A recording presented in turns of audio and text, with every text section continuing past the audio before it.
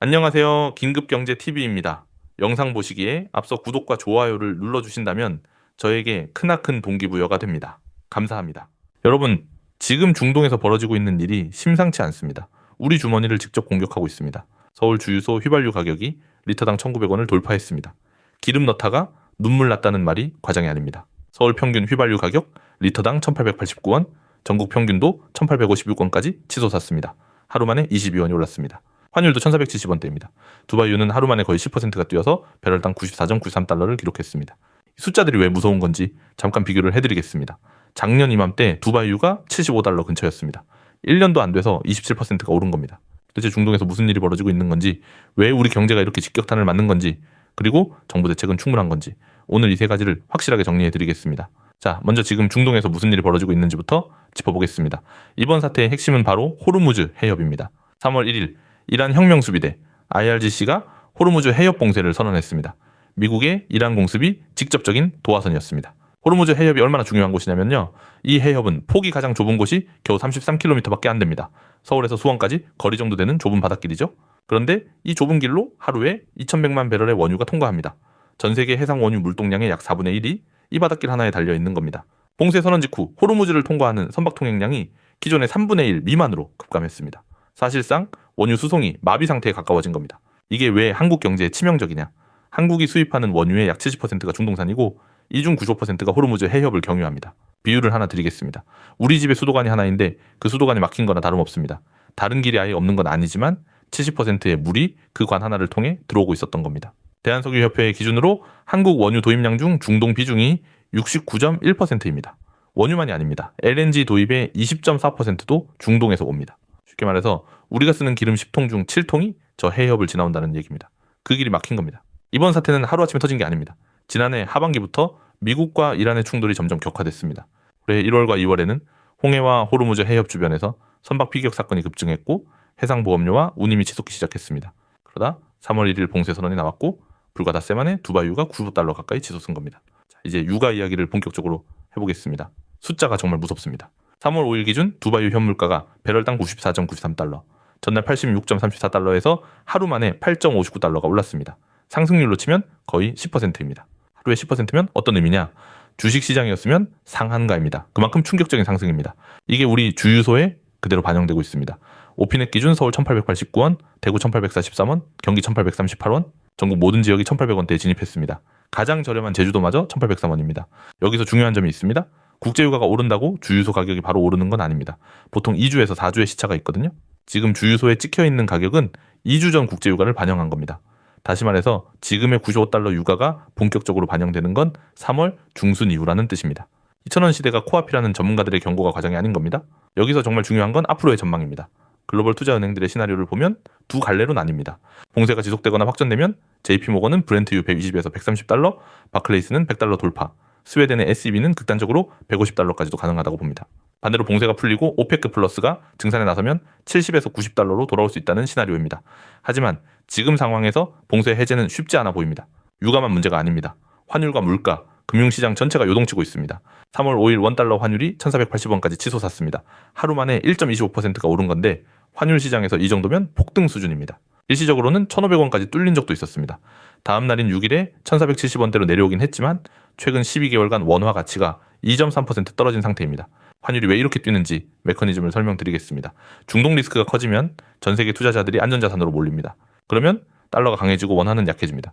여기에 한국은 원유를 달러로 사야 하니까 달러 수요가 급증합니다. 결국 무역수지 악화 우려까지 겹치면서 환율의 2중, 3중의 상승 압력이 걸리는 구조입니다. 미국 외교협회 지경학연구센터의 에드워드 피시먼 센터장은 호르무즈 봉쇄와 고유가가 통화정책과 인플레이션에 연쇄적 영향을 줄 수 있다고 경고했습니다. 쉽게 말하면 기름값이 오르면 공장도 비싸지고 물류도 비싸지고 결국 마트에서 파는 물건 가격까지 다 오른다는 겁니다. 캐피털 이코노믹스는 유가가 배럴당 100달러까지 오르면 전 세계 평균 물가 상승률이 0.6에서 0.7%포인트 추가 상승할 것으로 봤습니다. 현재 한국 소비자 물가 상승률이 2.0%로 한국은행 목표치에 딱 맞춰져 있는데요. 유가가 더 오르면 이 균형이 깨질 수 있습니다. 9.7%포인트라는 숫자가 작아 보일 수 있지만요. 물가가 2.0에서 2.7로 올라가면 체감 물가는 훨씬 가파르게 느껴집니다. 특히 식료품과 교통비 같은 필수 소비 항목은 평균보다 더 많이 오르거든요. 그러면 우리 실물 경제 수출과 산업에는 구체적으로 어떤 타격이 올까요? 이 부분이 지금 가장 중요합니다. 결국 이런 급변하는 시장에서 가장 중요한 건 빠르고 정확한 정보입니다. 정보가 곧 돈이고 생존입니다. 지금 같은 시장에선 제일 중요한 건 정보입니다.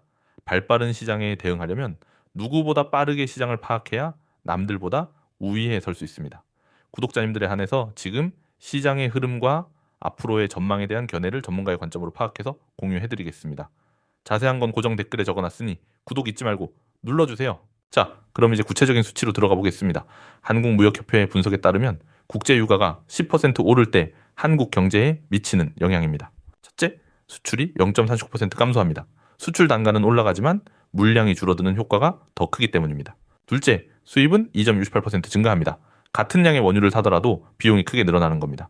셋째, 제조업 생산 비용이 0.68% 올라갑니다.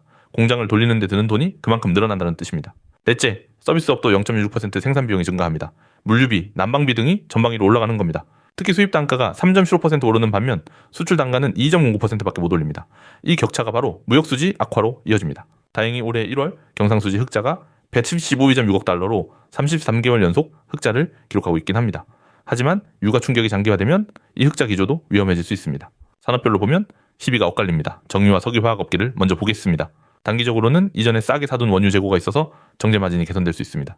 재고 평가이익도 발생하죠. 하지만 장기적으로 고유가가 지속되면 얘기가 달라집니다. 글로벌 경기가 둔화되면서 석유 수요 자체가 줄어들 수 있고 원재료 조달 비용도 급증합니다. 2022년 러시아 우크라이나 전쟁 때도 비슷한 패턴이었습니다. 초반에 정유사 주가가 치솟았다가 경기 침체 우려가 커지면서 다시 폭락했거든요.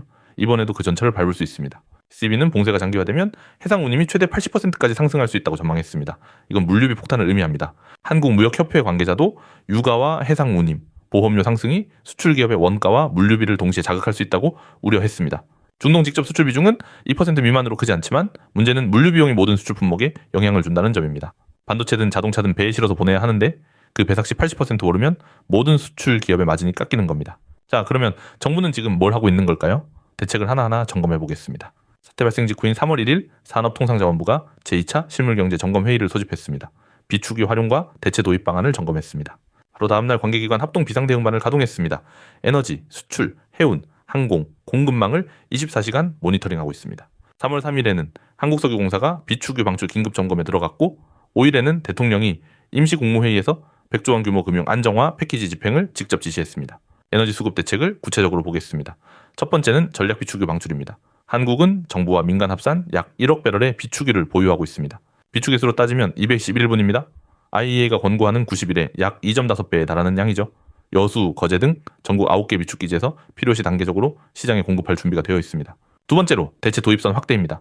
중동 의존도 70%를 낮추기 위해 미국, 북해, 서아프리카산 원유 비중을 늘리는 방안을 검토 중입니다. 세 번째는 현물 스왑입니다. 중동 외 지역의 원유를 현물 교환 방식으로 긴급 확보하는 방안인데 이건 과거에도 위기 때 사용한 적 있는 방법입니다. 에너지뿐만 아니라 금융과 환율 안정 대책도 나왔습니다. 이 부분이 시장 참여자들에게는 더 중요할 수 있습니다. 첫째, 100조 원 플러스 알파 규모의 시장 안정 프로그램입니다. 채권시장 안정펀드, 회사채와 기업어음 매입 등 기존에 구축된 안전망을 즉시 가동할 수 있는 상태입니다. 둘째, 외환시장 거래 시간을 사실상 24시간으로 확대 추진하고 있습니다. 외국인 투자자의 접근성을 높여서 환율 급변동을 완화하려는 조치입니다. 셋째, 외환 보유액 4,276억 달러를 방어에 활용할 수 있습니다. 필요하면 직접 달러를 풀어서 환율 방어에 나설 수 있다는 뜻입니다. 넷째, 주유소 가격 폭리에 대한 현장 점검도 강화합니다. 국세청과 기획재정부가 공동으로 나서는 겁니다. 정리하면 호르무즈 봉쇄라는 하나의 사건이 유가, 환율, 물가, 무역 수지에 동시다발적으로 충격을 주고 있는 겁니다. 마치 도미노처럼 한쪽이 무너지면 연쇄적으로 다른 쪽도 흔들리는 구조입니다. 그런데 여기서 솔직히 짚어야 할 게 있습니다. 정부 대책이 충분하냐는 질문에 대해서요. 비축유가 211분이라고 했지만 이걸 전부 방출하는 건 비현실적입니다. 비축유는 최후의 보루여서 조금씩 푸는 게 원칙입니다. 대체 도입선을 확보한다고 해도 실제로 원유가 들어오기까지는 최소 3개월에서 6개월이 걸립니다. 당장의 공급 부족을 해결하기 어렵다는 뜻입니다. 100조 원 금융 안정화 프로그램은 시장의 패닉을 막는 데는 효과적이지만 근본적으로 유가 자체를 낮추지는 못합니다. 한국은행도 딜레마에 빠져 있습니다. 금리를 내리면 경기를 살릴 수 있지만 유가발 인플레이션이 더 커질 수 있습니다. 반대로 금리를 올리거나 동결하면 물가는 잡을 수 있지만 이미 둔화되고 있는 경기에 찬물을 끼얹는 격입니다. 현재 기준금리 2.5%에서 어느 쪽으로 움직여도 부작용이 있는 상황입니다. 이걸 경제학에서는 스태그플레이션 리스크라고 합니다. 물가는 오르는데 성장은 멈추는 최악의 시나리오죠. 1970년대 오일 쇼크 때 전 세계가 이걸 겪었는데 지금 비슷한 구도가 만들어지고 있다는 게 무섭습니다. 그렇다면 이 사태가 얼마나 갈 수 있는 건지 시나리오별로 전망을 정리해 드리겠습니다. 시나리오를 3단계로 나눠볼 수 있습니다. 첫 번째는 유가가 90달러대에서 안정되는 경우입니다. 지금 수준이죠.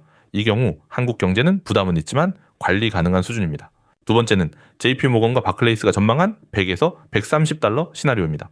이때부터 환율이 1,500원을 넘길 수 있고 물가 상승률이 3%를 향해 갈 수 있습니다. 세 번째는 SEB가 언급한 150달러 극단 시나리오입니다. 이 경우 한국 경제는 사실상 비상사태 수준입니다. 참고로 97년 외환위기 때 환율 최고치가 1995원이었습니다. 2022년 러시아 우크라이나 전쟁 때는 1445원까지 갔었죠. 지금 1480원이면 이미 러시아 전쟁 때보다 높은 겁니다. 150달러 시나리오까지 가지는 않더라도 현재 환율 수준 자체가 이미 위기 수준이라는 점을 인식하셔야 합니다. 트레이딩 이코노믹스의 거시모형에 따르면 2분기 말 환율이 약 1453원, 12개월 후에는 1411원으로 떨어질 것으로 전망하고 있습니다. 하지만 이건 중동 사태가 어느 정도 진정된다는 전제입니다. 봉쇄가 장기화되면 이 전망치는 의미가 없어집니다. 그러면 우리 개인은 이 상황에서 어떻게 대응해야 할까요? 실질적인 관점에서 정리해 보겠습니다. 일상생활에서는 연료비 절감이 급선무입니다. 오피넷 앱으로 주변 최저가 주유소를 확인하시고 주유 타이밍을 분산하시는 게 좋습니다. 투자 관점에서는 달러 자산을 갖고 계신 분들은 환해지를 재점검하셔야 합니다. 환율이 더 오를 수도 있고 내릴 수도 있어서 방향성 베팅보다는 리스크 관리에 초점을 맞추세요. 에너지 관련주가 급등하고 있는데요. 단기 트레이딩에 뛰어드시는 건 신중하셔야 합니다. 유가가 급변동하면 관련주도 롤러코스터를 타게 됩니다. 금 같은 안전자산의 비중을 점검하시고 무엇보다 이런 변동성 구간에서는 현금 비중을 어느 정도 유지하시는 게 현명합니다. 유가 상승은 주유소에서만 체감되는 게 아닙니다. 난방비, 전기료, 그리고 물류비 상승을 통해 식료품 가격까지 올라갑니다. 가계 전방위에 영향을 미치는 구조입니다. 특히 저소득층일수록 소비에서 에너지 비중이 높기 때문에 타격이 더 큽니다. 소득의 10% 이상을 에너지에 쓰는 에너지 빈곤층이 늘어날 수 있다는 우려도 나오고 있습니다. 자, 마지막으로 정리하겠습니다. 지금 우리가 주목해야 할 핵심 변수를 짚어드리겠습니다. 첫째, 호르무즈 해협의 동행이 언제 정상화되느냐? 이게 이번 사태의 알파이자 오메가입니다. 둘째, 원달러 환율이 1,500원을 다시 돌파하느냐? 일시적으로 넘긴 적이 있어서 이 선이 심리적 마지노선입니다. 셋째, 브렌트유가 100달러를 뚫느냐? 이걸 넘기면 글로벌 경기 침체 우려가 본격화됩니다. 넷째, 한국은행이 다음 금통위에서 어떤 신호를 보내느냐, 금리와 환율, 물가 사이에서 어떤 선택을 하느냐가 시장의 방향을 결정합니다. 지금 같은 변동성 장세에서는 방향성에 올인하는 게 가장 위험합니다. 포지션 관리가 곧 생존입니다. 분산 투자하고 현금 비중 유지하시고 한방 노리지 마세요. 시장은 지금 1분 1초가 급변하고 있습니다. 호르무즈 해협에서 어떤 뉴스가 터지느냐에 따라 유가가 10달러씩 움직이는 상황입니다. 저는 구독자분들에게 결정적인 신호가 포착되면 실시간으로 정보를 전달해 드리겠습니다. 호르무즈 통행이 재개되거나 브렌트유가 100달러를 돌파하거나 환율이 1,500원을 뚫는 순간 바로 알려드리겠습니다. 구독 버튼 꼭 눌러주시고 고정 댓글도 확인해주세요. 여러분의 자산을 지킬 골든타임 제가 직접 챙겨드리겠습니다.